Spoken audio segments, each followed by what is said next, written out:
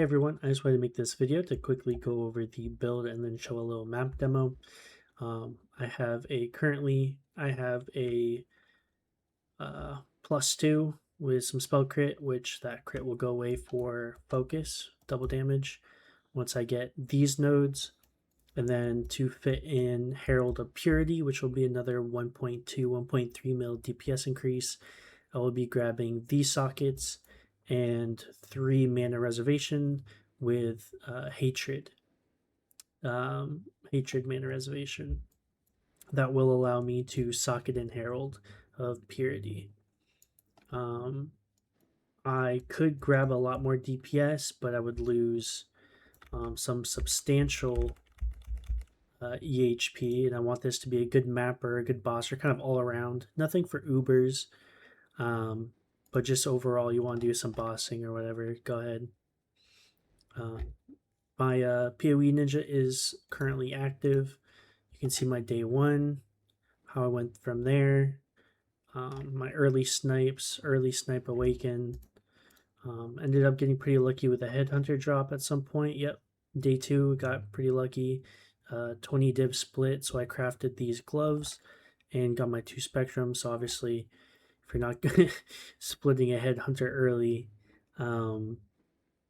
getting some lucky drops, you won't reach this too fast. But otherwise, it is a pretty solid way to go. So on the build, we have Power Charge Grand Spectrum, Frenzy, and Crit Chance. This Crit Chance allows us to remove a lot of other crit nodes and stuff. Well, a lot of crit off our weapon and other stuff, so we can add some more damage things, as well as kind of allow us to fit a little bit more defenses into our gear and stuff.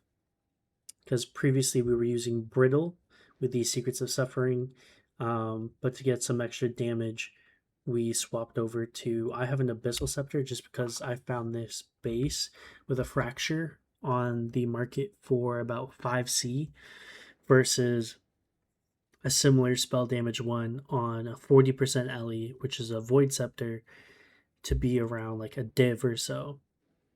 And I just decided to make the budget choice. I haven't been getting as super lucky, trying to craft some other stuff as well, so kind of just went with the budget route. But I know it's kind of weird seeing Grand Spectrums. Totems cannot gain power charges, so this power charge on kill does not proc. Blood Rage for Frenzy charge generation does not work.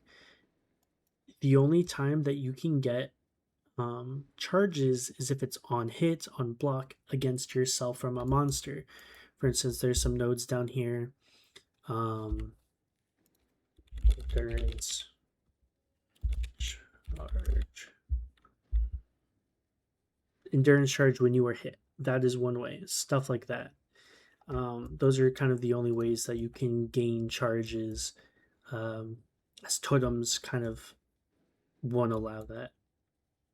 So that is why we are running these spectrums. Currently we are at 8 minimum power charges, but obviously we have a max of 7 currently. 3 frenzy for the 3 charges. This gives us for a 12% more damage. 4% more per 4 a 12 3, so 12% more damage, along with a 12% cast speed, which is another little bonus. But we are block, cold, convert. We are boosting heavily. Like I don't know, I've tried recording this a few times. I don't know if I said it this time, but we have more spell damage for Arcane Surge, so we are anointing Woodstone and Spell, which is pretty pricey. It's prismatic. It's about a div right now. Along with grabbing these Arcane Surge nodes up here. That is the basics of the tree. Obviously, we have the typical Militant Faith with Templar Dominus to gain the 3% more spell damage per power charge.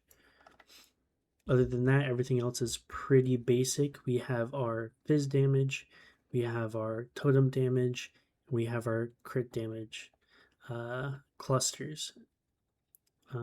Double damage with crits, crit chance, and then crit chance, crit multi, totem damage, speed, range, cast speed with totem placement, and everything else is pretty basic. There's nothing too outstanding, too outlandish. For our gear, we have the +2 scepter. Obviously, we had the +1 previously. We just have some chaos res ring right here with some dex, recoup. The prefixes are I have not focused on the prefixes. Same with this one. We have crit multi attributes cast speed. For our amulet, we have crit strike chance, crit strike multi and dex with a little bit of life, a little bit of ES, mana cost. For our shield, this is a huge piece. It's recover 5% life when you block, increase spell crit chance, and then +1 summon totem. That is the huge parts. I am currently not fully block capped, simply because I failed the reforge for the totem. You want to do the suffix first with the spell crit chance and life when you block. Then you want to have an open prefix with suffix cannot be changed. Then you harvest reforge the influence.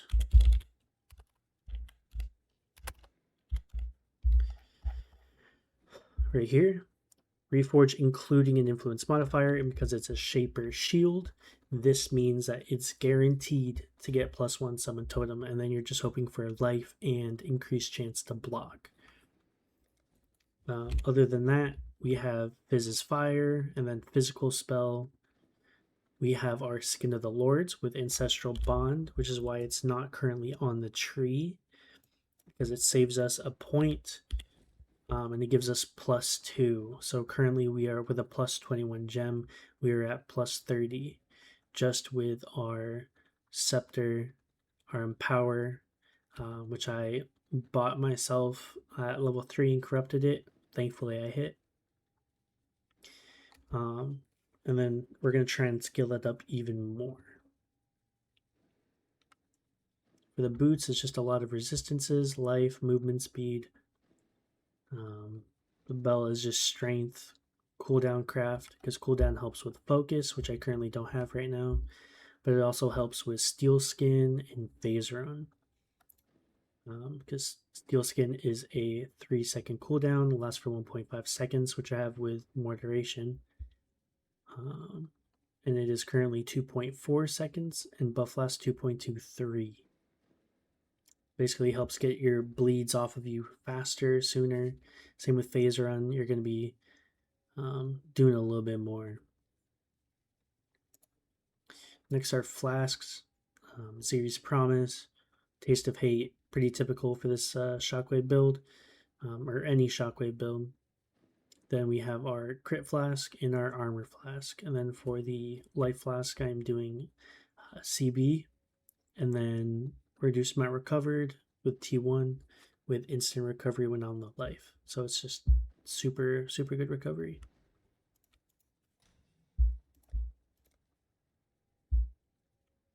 So we are going to open this one map real quick.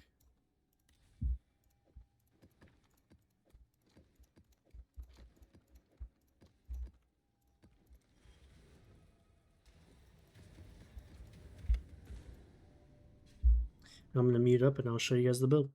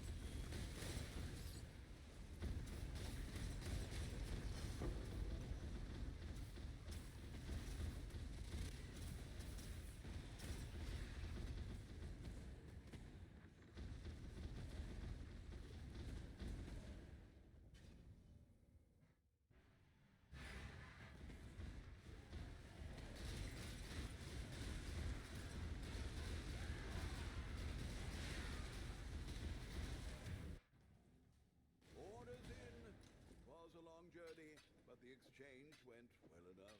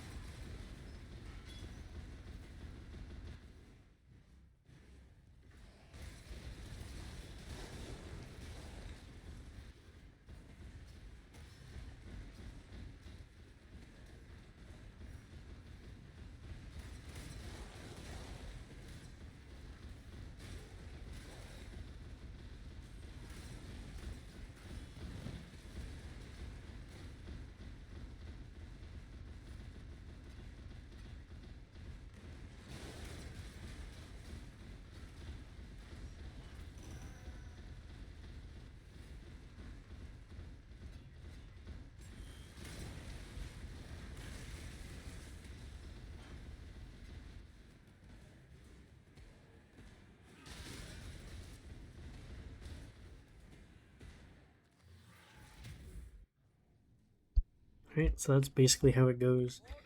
I'm not going to keep recording this for a perfect run, or a really smooth run where I don't forget my scarabs, or my scour and out. And the reason, by the way, I do not do the corrupted this one is because I dropped a mage blood, and it was 2 flask, and it was corrupted. I'm not risking that again. So it sold eventually, but still, I'm not going to do that. The current cost of what I'm doing right now is currently this. It's a budget strongbox. Don't mind this. This is for DLI. But the cost per map is 14C. Sometimes I get really lucky, sometimes I don't. But basically, within 20 maps, I'm definitely making a few divine. I will leave the atlas in the description. Peace out.